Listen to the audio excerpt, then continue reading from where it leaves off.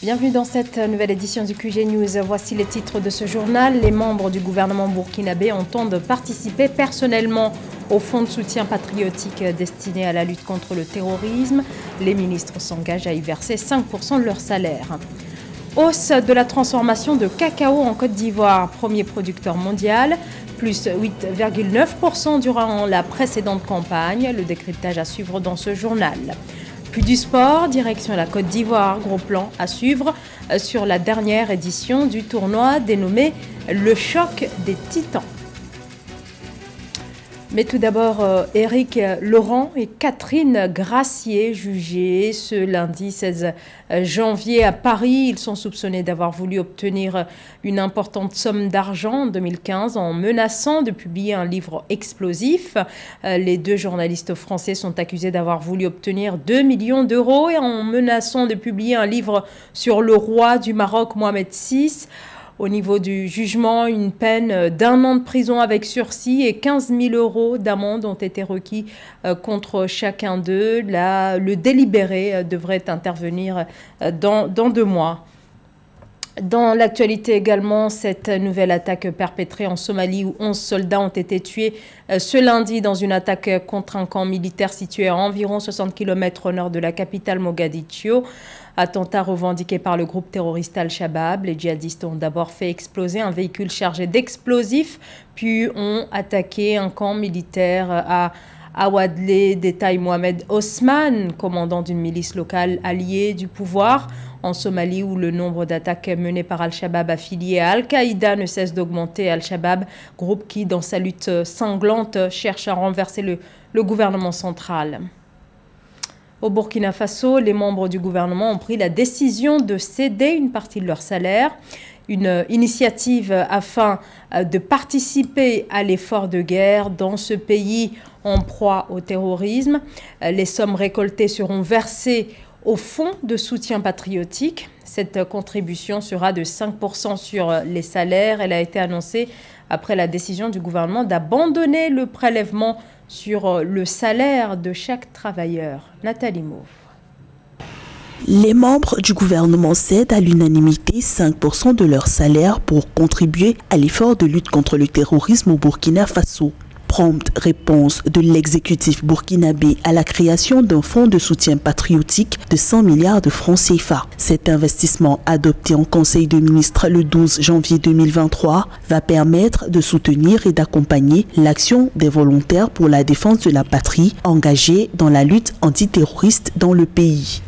Les membres du gouvernement, de façon unanime, ont décidé chacun de céder 5% de son salaire mensuel comme contribution à ce fonds de soutien donc aux volontaires pour la défense de la patrie.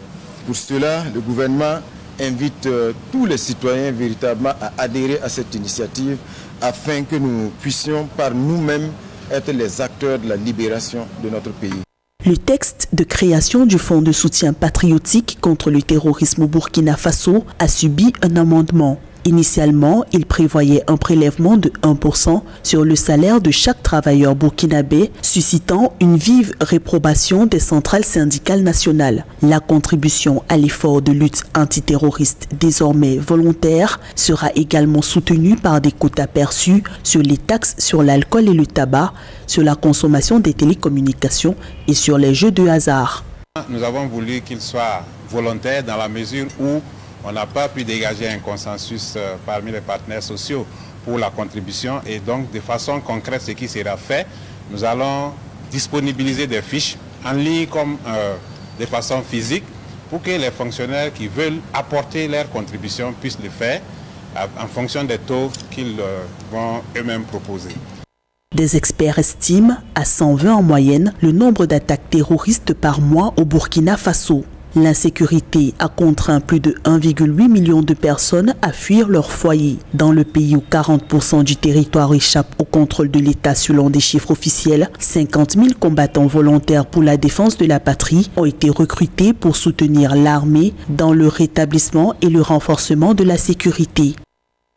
Au Burkina Faso où règne toujours l'inquiétude et le choc, on est toujours sans nouvelles des femmes enlevées. Jeudi, Et vendredi dernier, par des terroristes présumés dans le nord du pays, à Arbinda, une zone sous blocus de terroristes. Le bilan des autorités fait état d'une cinquantaine de femmes kidnappées, mais le bilan pourrait s'avérer plus lourd selon les témoignages d'habitants et responsables locaux. C'est le premier enlèvement de cette ampleur dans ce pays. Les recherches de l'armée et ses supplétifs civils pour les retrouver seraient toujours en cours.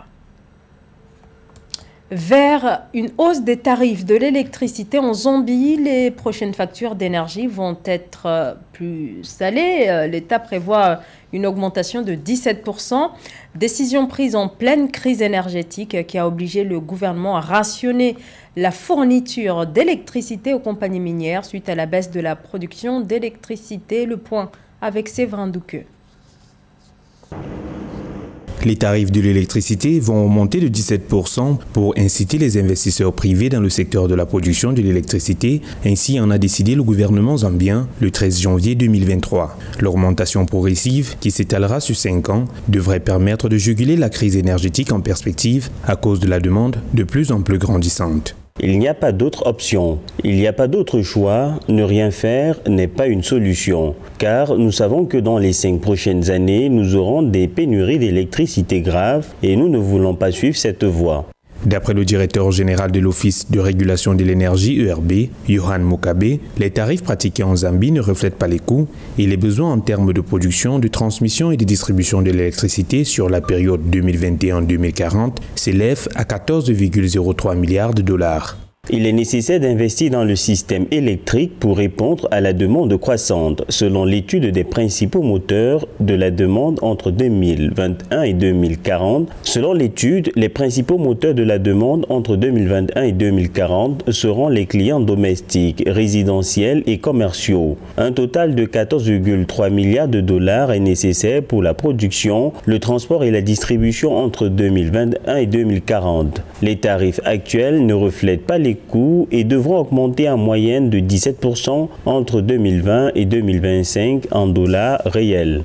ZESCO, la compagnie publique de l'électricité, n'est pas en mesure de faire face à l'augmentation attendue dans ce pays d'Afrique australe où seulement 20% de la population a accès à l'électricité avec des délestages fréquents pouvant aller jusqu'à 12 heures par jour. La transformation du cacao a enregistré une hausse de près de 9% en Côte d'Ivoire. Le broyage local est ainsi en augmentation avec un volume qui dépasse largement les 170 000 tonnes durant la dernière campagne. Cette transformation est un enjeu capital pour ce secteur stratégique pour la Côte d'Ivoire qui en est le premier producteur mondial avec 40% du marché et 40% de recettes d'exportation. Cheikh Omar Kamara.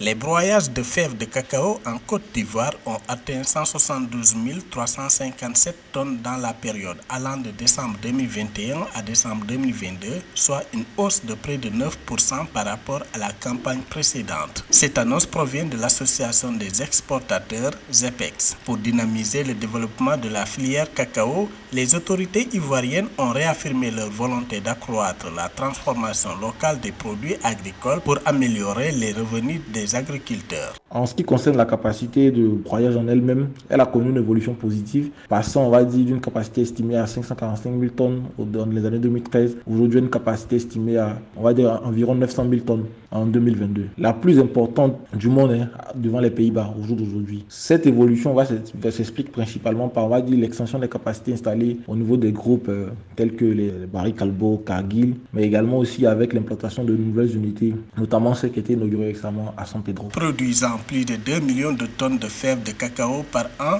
la Côte d'Ivoire est leader mondial du marché avec plus de 40% de l'approvisionnement mondial en cacao, mais ne transforme actuellement que 33% de sa production. Le gouvernement veut donc accélérer la transformation industrielle de l'or brun. Pour cela, le pays s'est doté de nouveaux parcs industriels. Nous pouvons dire sur ça que cet objectif a peut-être atteint, dans la mesure où aujourd'hui, la demande de fèves de cacao, généralement stimulée par le broyage de fèves et les commerces de tout ce qui est produit semi-fini de cacao, ne fait que connaître une croissance qui tourne en moyenne à 4% par an. Au niveau national, on a toujours un besoin de nouvelles en termes de capacité de transformation pour pouvoir atteindre les objectifs de cacao. Également, on a une subvention qui est accordée aux transformateurs nationaux de cacao et on a une réduction des frais de caution, d'agrément et d'existence d'un DUS différencié en faveur des transformateurs nationaux. Et également, on a un marché qui est existant. Ce qui fait que cette dynamique-là pourra être croissante et on espère pouvoir atteindre l'objectif fixé d'ici 2030. La Côte d'Ivoire a une capacité totale de broyage de 712 000 tonnes. Il est le premier producteur mondial de cacao et rivalise avec les Pays-Bas pour la place de premier broyeur. Du sport maintenant et on prend la direction de la Côte d'Ivoire avec un focus aujourd'hui sur la dernière édition du Choc des Titans qui s'est tenu le mois dernier à Abidjan. Un grand tournoi de boxe avec des finales qui ont rassemblé plusieurs catégories de la discipline dont celle des poids lourds. Les précisions dans ce sujet de José Douglas. Il s'appelle Jimmy Traoré et il veut redorer le blason de la boxe sur le continent et ça passe par la Côte d'Ivoire et le Choc des Titans qui s'est déroulé au mois de décembre à Abidjan. On l'a initié parce qu'on a croisé un jeune boxeur ivoirien à Paris, Doumia Youssouf, qui à travers avec lui, quand on est rentré à Abidjan, on a vu un peu l'engouement autour de son projet. On a vu qu'autour de lui, les jeunes étaient en train de fédérer un nouveau rêve par le sport, par la boxe. Et donc on a organisé le Choc des Titans en 2 éditions en gala. Et la 3e édition, c'est décembre dernier, on a fait une caravane depuis le mois de juillet dans les communes de Port-Boué, commencé à Tekoubé jusqu'à Boaké en venant à Bobo. Et après, on a répertorié un certain nombre de jeunes qui ont une certaine valeur d'après nos stats. On a ramené au Palais des Sports ce décembre. On a fait un championnat avec eux pour confronter les communes, pour créer un nouveau concept dans le sport, dans la valeur de la boxe. Un choix réfléchi parmi les boxeurs car la prudence est de mise et doit être respectée dans le noblard. Ce rendez-vous a reçu le soutien de la Fédération ivoirienne de boxe et de l'une des plus grandes fédérations, l'IBF, International Boxing Federation. Ça, c'est pas nouveau. Depuis l'ère de Mobutu Sese Ouazzabanga, depuis l'ère de Faure-Boigny, il n'y a pas eu de gros mécènes qui ont cru encore à ce projet-là. Et donc la boxe est en train de mourir. Aujourd'hui, depuis 3-4 ans, on commence à crescendo, ressortir la tête de l'eau. Et avec des mécènes aussi aujourd'hui, comme le Premier ministre ivoirien Achille Patrick, le chef de l'État, le ministre des Sports Dom Paulin Claude, tous sont en train de pousser pour qu'on crée un nouveau rêve par la boxe. À un an des JO de 2024 où l'Afrique doit être aussi très bien représentée. Abidjan est devenu tellement vivant que tous les gens qui sont venus, par exemple un Palestinien qui est venu pour l'événement, 2 de Paris, tous ceux-là ont compris que Abidjan peut créer la nouvelle porte de sortie pour les jeunes par la boxe. Des combats ont eu lieu dans toutes les catégories. Au cours de cette soirée, les préparatifs de la prochaine manifestation sont en cours et nous entendrons dans une prochaine édition les grands projets que nous formule Jimmy Traoré, pour qui le noblard doit retrouver sa place initiale sur le continent. C'est la fin de ce journal. Merci de nous avoir suivis. Dans un instant, une nouvelle édition de l'actualité sur Africa 24.